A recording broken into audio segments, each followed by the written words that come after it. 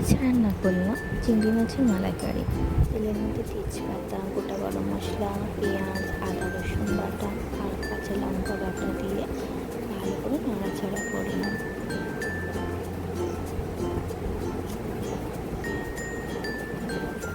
তারপরে সামান্য নুন, স্বাদ মতো চিনি দিয়ে আবার একটু নেড়ে নারকেলের দুধ দিয়ে মিক্সড করে নেব।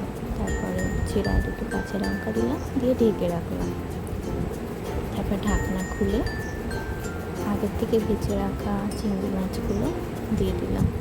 আবার একটু নাড়াচাড়া করলে ঢাকনাটা বন্ধ করে কিছুক্ষণ রেখে এরপর ঘি আর